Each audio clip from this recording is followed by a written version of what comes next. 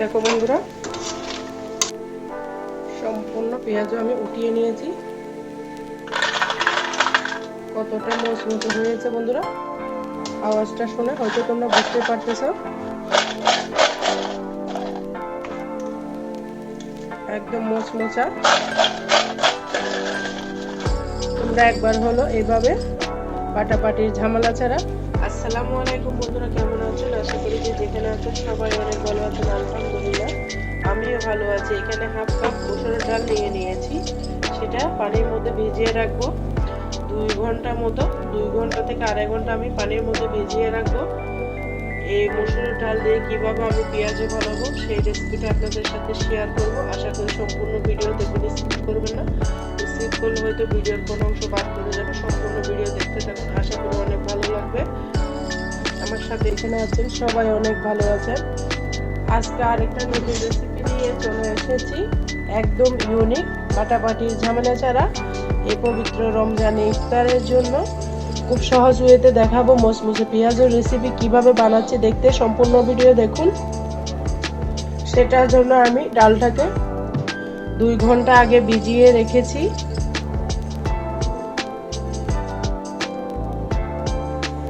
তারপর সুন্দর করে ধুয়ে নিয়ে চলে এসেছি। এই পর্যায়ে এখানে আমি দিয়ে দিব বেশ কিছু পেঁয়াজ, 2-3টা আমি পেঁয়াজ দিয়ে দিয়েছি। পেঁয়াজের মধ্যে অবশ্যই পেঁয়াজ দিতে হবে।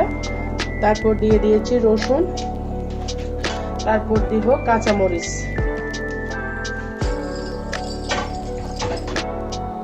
তারপর দিয়েছি ধনেপাতা।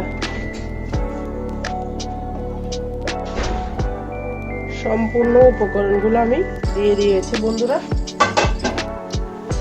এই পর্যায়ে এখানে অ্যাড করব আমি হাফ চামচ মতো বেসন। এই ডালের চামচ 1 চামচ আমি বেসন দিয়েছি। তারপর দিব 1 চামচ আটা,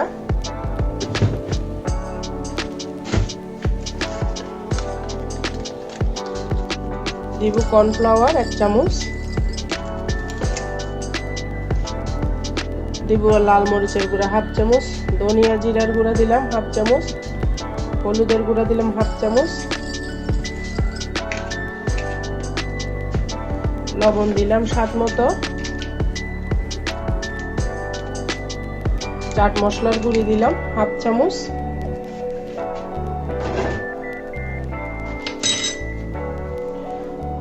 দিয়ে এগুলোকে সুন্দর করে আমি মতে নিব। একদম বাটাবাটির ঝামেলা ছাড়াই আজকের মজাদার পেঁয়াজুর রেসিপিটা শেয়ার করতেছি। আশা করি আপনাদের কাছে অনেক ভালো লাগবে। ভিডিওটা স্কিপ করবেন না, স্কিপ করলে ভিডিওর কোনো অংশ বাদ পড়ে যাবে। আমি দিয়ে দিচ্ছি সামান্য পরিমাণের পানি। পানি বেশি দেওয়ার দরকার নেই, পেঁয়াজ থেকে পানি ছাড়বে। দিয়ে সুন্দর মতো ডালটাকে অবশ্যই 2 ঘন্টা আগে ভিজিয়ে রাখতে হবে, যেহেতু বাটাবাটির ঝামেলা ছাড়াই পেঁয়াজু সুন্দর করে হাত দিয়ে চটকিয়ে নিতে হবে বন্ধুরা। দেখতেই পারতেছো, যত ভালো চটকাবে তত তোমাদের পেঁয়াজগুলো সুন্দর মচমচে হবে। আমি আর একটু পানি দিয়ে দিয়েছি।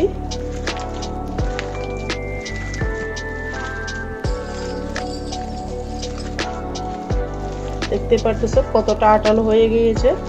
আর কষ্ট করে বাটাবাটি করতে হবে না, এভাবে খুব সহজভাবে পেঁয়াজুটা বানিয়ে নিতে পারবে। দেখতে পারতেছো আমার মাখা কিন্তু হয়ে গিয়েছে। এই পর্যায়ে এখানে আমি অ্যাড করে দিব সামান্য পরিমাণের বেকিং পাউডার। এটা অপশনাল, তোমরা চাইলে দিতে পারো, না চাইলে স্কিপ করতে পারো।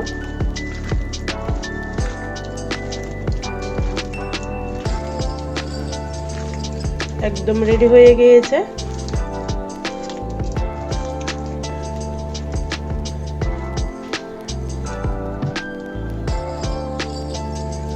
দেখো বন্ধুরা, আমি অফ স্ক্রিনে আরো 5 মিনিট মতো মতে নিয়েছি। একদম আঠালো হয়ে গেছে। তোমরা যদি মনে করো তোমাদেরটা ডোটা আঠালো হয় নাই, তাহলে তোমরা আটা বা বেসন দিয়ে আটা পারফেক্ট ভাবে আঠালো করে নিতে পারো। দেখতে পারতেছো একদম আঠালো, হাত থেকে পড়তেছে না। এভাবে করে নিতে হবে।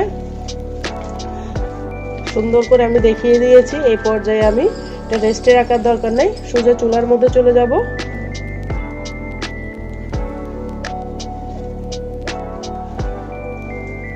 বন্ধুরা, তোমরা যদি চাও যে এটা সংরক্ষণ করতে চাও, আমি কিন্তু সংরক্ষণ করব।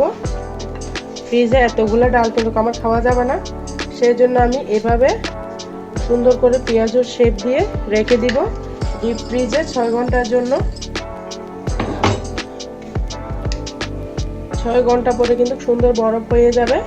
পরের দিন তুমি আবারও তেলে দিতে পারবে যখন ইচ্ছা।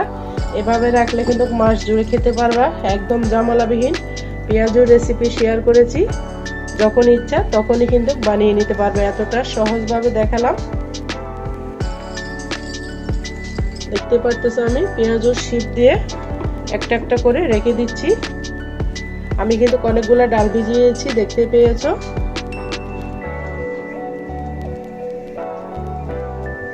তোমরা তোমাদের পছন্দ মতো শেপ দিবে, আমি আমার পছন্দ মতো দিয়ে দিচ্ছি।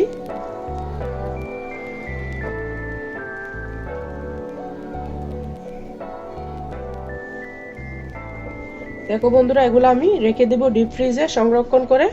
তারপর বাকিগুলা দিয়ে আমি সুন্দর মতো পেঁয়াজ বানিয়ে নেব।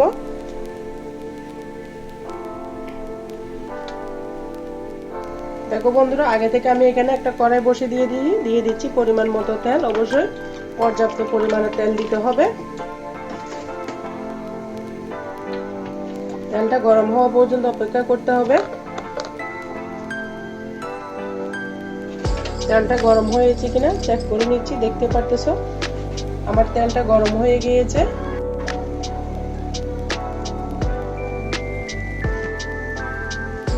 এই পর্যায়ে আমি ছোট ছোট শেপ করে দিয়ে দিচ্ছি।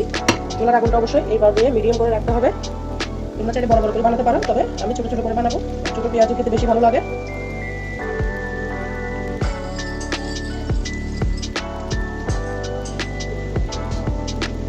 দেখতে পাচ্ছ সুন্দর করে হাত থেকে পড়ে যাচ্ছে।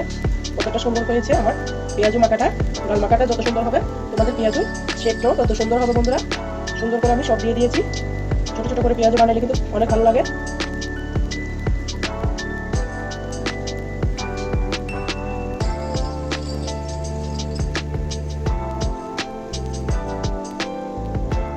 সম্পূর্ণ ডাল আমি দিয়ে দিয়েছি।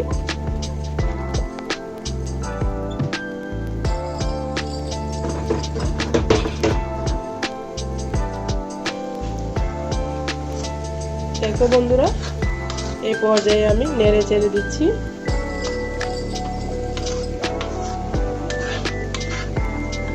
উল্টিয়ে দিচ্ছি। তোমরাও চাইলে এইভাবে ছোট ছোট করে বানিয়ে নিতে পারো। ছোট ছোট পেঁয়াজও কিন্তু বেশি টেস্ট হয় বন্ধুরা।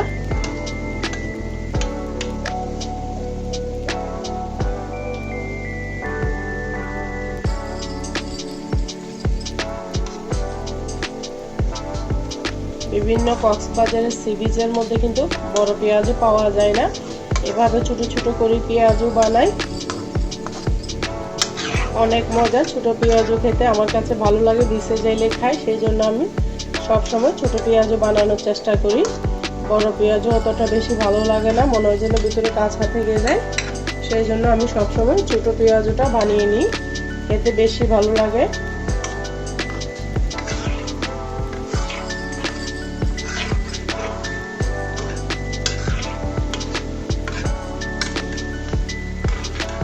নেড়ে চেড়ে আমি পেঁয়াজটাকে সুন্দর করে বানিয়ে নিচ্ছি।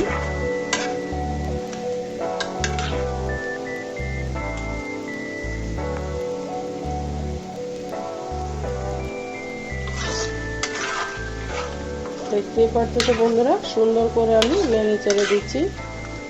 কতটা মোচমোচা হচ্ছে। একটু ধৈর্য ধরে ভেজে নিতে হবে। আর ডাল বাটাবাটি দিন শেষ। এইভাবে সুন্দর করে পেঁয়াজটা বানিয়ে নিবে, খেতে কিন্তু অসাধারণ লাগবে ইফতারির মধ্যে।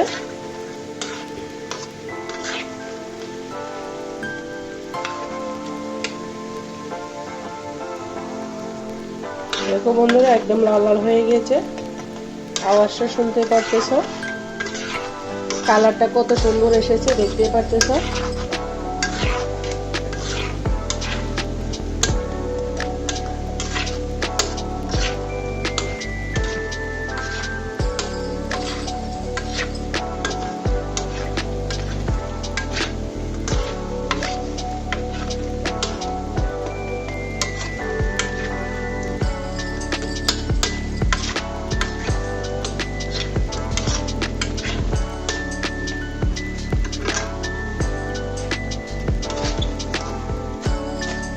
দেখো বন্ধুরা, আওয়াজ শুনে তোমরা বুঝতে পারতেছো কতটা ক্রিস্পি হয়েছে।